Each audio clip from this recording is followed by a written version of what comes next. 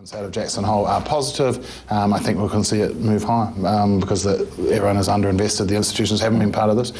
If we see disappointment on quantitative easing, then we're going to pull back a bit. Scott, thanks very much for your time this lunchtime. That's Scott Campbell, who is the CIO and also MD of Myton Optimal, based here in Cape Town. Right, let's go on to something which happened last night. Very important event. The winner of the annual Businesswoman of the Year award was announced in Johannesburg last night. This event has been focused on honouring South Africa's outstanding businesswomen since 1980. We caught up the winner in this year's corporate category.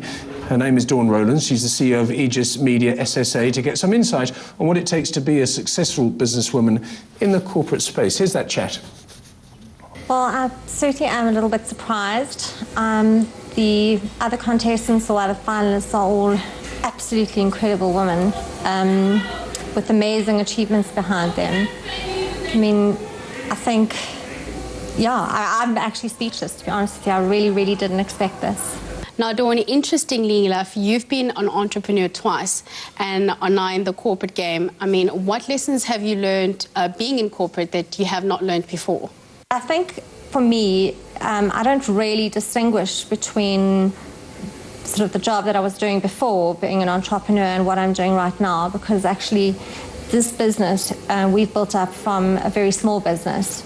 So it has felt like a very similar journey. I still feel like it's, I'm part of the business. So, Dawn, you've won this award, but where to from here? I think my plan is to use the exposure to encourage and inspire other women and to empower them.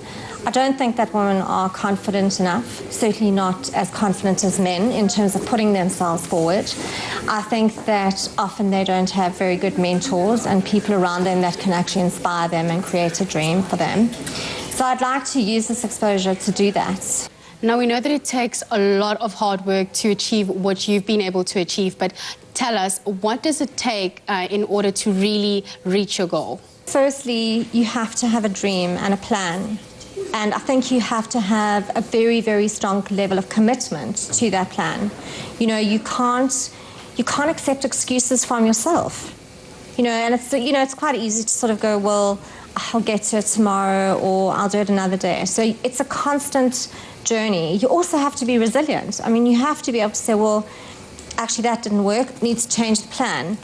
And I think determination just to actually achieve what you set your mind to.